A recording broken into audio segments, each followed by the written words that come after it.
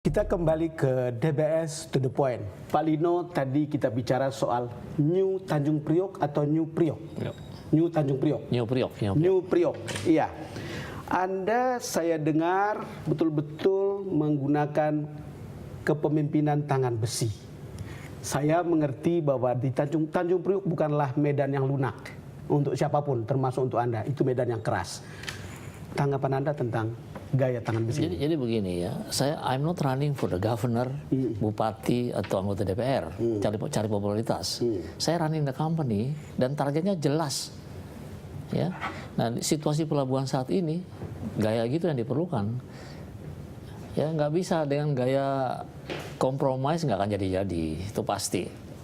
Ya, gaya tangan besi diperlukan, tetapi kan orang baru akan memahami kalau hasilnya bagus. Apakah gaya itu sudah menghasilkan sesuatu yang bagus? Oh iya, orang bisa ke Priok hari ini, Priok sudah sangat berbeda. Priok sudah sangat berbeda katanya. Coba kita lihat Priok yang sudah sangat berbeda, atau mungkin seperti apa Priok yang akan berbeda, atau New Priok. Kita bisa lihat gambar yang ini Pak Lino. Ya. Coba lihat.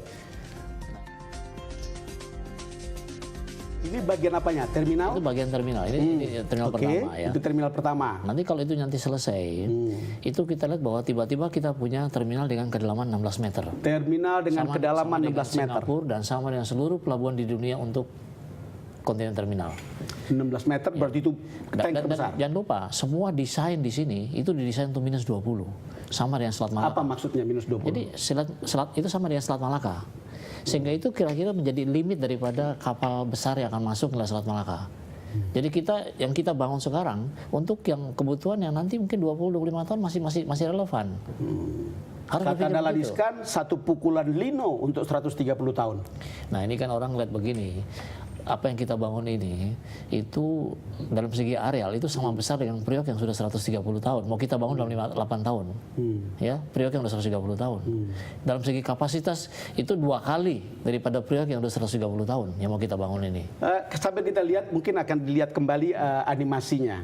Kalau lihat gambar tadi dan lihat kedalaman yang direncanakan oleh Pak Lino, itu berarti tidak akan ada beda Singapura dan kita. Karena Singapura kan termasuk pelabuhan yang mungkin 30% dari bongkar muat di seluruh dunia, katanya. Ya.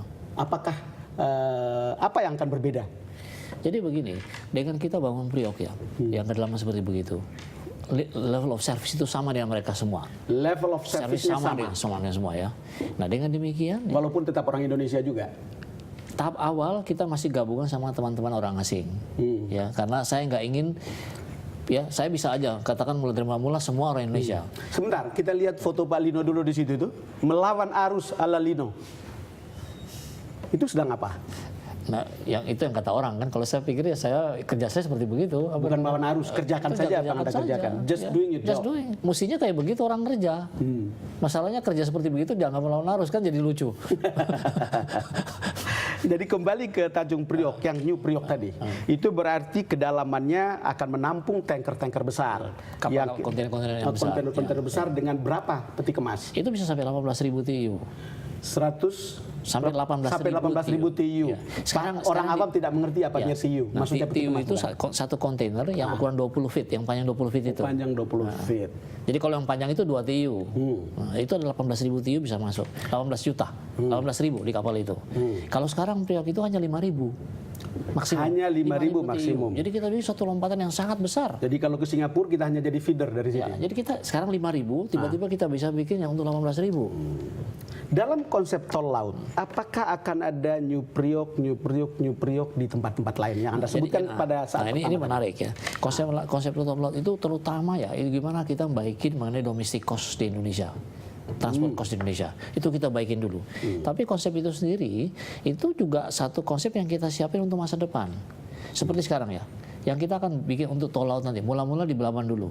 Tetapi dalam 10 tahun, 15 tahun itu harus muncul pelabuhan baru sama sekali itu di Kuala Tanjung. Tadi kan dibilang kita sudah lihat gambar New Priok ya. Targetnya akan selesai pada tahun 2014 ini? Terminal pertama itu akan fully operation. Terminal pertama, yang gambar masuk pertama tadi? CT1 ya, terminal 1. CT1. Itu akan mulai operasi pertengahan tahun depan. Fully operation. 1,5 juta TEU kapasitas. Kemudian terminal keduanya itu setiap 1,5 tahun muncul satu terminal.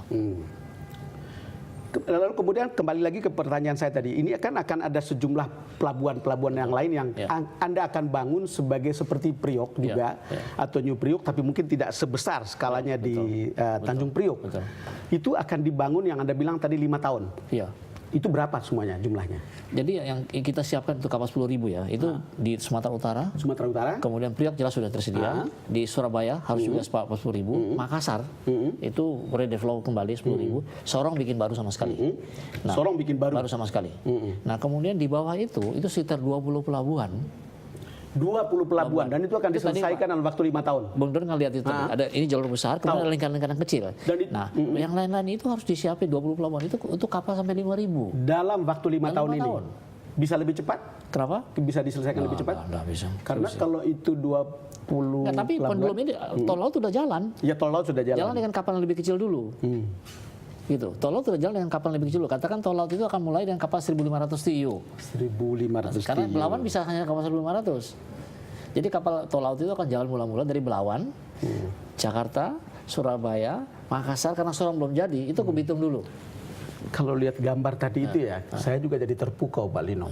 Jadi wajah keras sebuah pelabuhan itu akan menjadi seperti wajah ramah dan itu sebuah wajah services atau wajah pelayanan. Padahal kita selama ini kan tahu di pelabuhan itu kan banyak stakeholders termasuk banyak pungli, banyak preman dan seterusnya. Itu bisa diselesaikan nggak? Nah jadi begini. Sebelum Anda datang dengan service tadi. Kalau Bung Don sekarang ke Priok, Priok sama sekali berbeda. Berbeda. Nah, cuman karena ini yang kita mesti rubah persepsi masyarakat kan.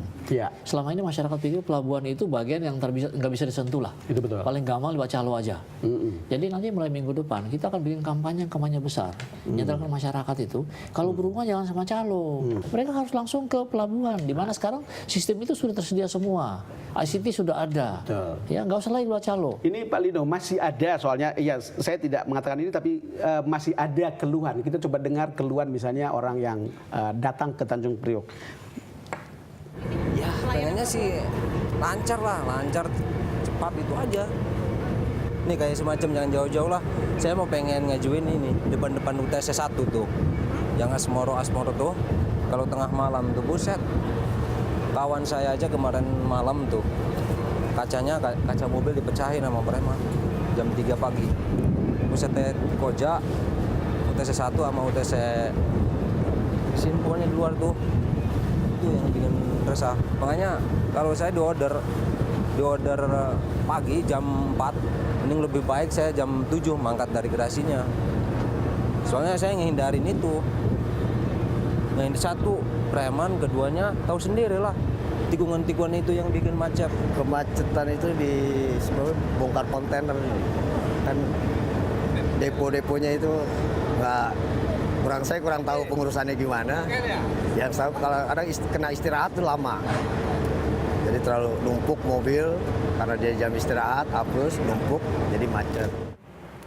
Ini komentar pengguna jasa di Tanjung Priok. Jadi kalau Bung Don lihat tadi ya, itu bukan dalam pelabuhan. Itu semua di luar pelabuhan. Beda. Jadi kadang-kadang orang tuh mencampurkan pelabuhan sampai luar pelabuhan. Yeah. Nah ini semua di luar pelabuhan. Asmoro, itu gimana ngurusnya? Jadi makanya selama ini saya bilang kalau dulu orang pikir ada masalah kongesi di pelabuhan itu kan urusan pelabuhan. Saya bilang sama semua menteri. Yeah. Kalau lagi macet di pelabuhan bukan urusan saya Pak. Itu betul. Macet itu karena bagian-bagian dari instansi pemerintah, dari bea cukai, dari karantina, ya, dari imigrasi, ya artinya kaitan dengan Menteri Keuangan, Menteri Perdagangan, Menteri Perindustrian, dan itu. Jadi begitu banyak stakeholders, kalau di bagian Anda sendiri sebetulnya sudah beres, akan sudah mulai beres, sementara di luar itu masih terjadi hal-hal seperti ini. Semua masyarakat itu kalangan teman-teman di pers dan menteri-menteri itu pun sudah sadar bahwa kalau itu terjadi bukan karena pelabuhan. Ketika Anda melaksanakan manajemen dengan tangan besi, itu kan Anda bisa menjadi public enemy sebetulnya. Saya tahu itu. Anda tahu, lalu kemudian bagaimana Pak Lino ketika tahu? Saya nggak pusing itu, pokoknya menurut saya ini yang saya kerjakan baik untuk Indonesia, dan itu saya kerjakan. Ya, saya nggak ikut pusing orang itu mendapat apa mengenai saya, silakan aja. Nah, jadi to the point. Jadi siap dimusuhi oleh begitu banyak orang. Oh iya begini, waktu saya menarik ya. Pak Dahlan itu pernah minta saya bicara di satu forum, di mana intinya bicara mengenai stop intervensi dari luar. Nah, saya bilang sama di satu forum di antara direksi BUMN. Jadi komen saya bilang, untuk stop intervensi dari luar pertama apa? Tidak takut diganti. Tidak takut diganti. Ya. Kedua, Nah, cuman saya bilang, kalau tidak takut diganti kan banyak orang kan takut diganti. Saya ngerti lah masalah macam-macam ya, finansial macam. Tapi yang mau saya kasih tahu apa? Bikin supaya tidak gampang diganti. Yang itu Ya. mau saya kasih tahu. kita akan lanjutkan Nah, itu setelah tidak ini, gampang Pak Lino. diganti. Pemirsa, kita akan lanjutkan perbincangan kita setelah ini.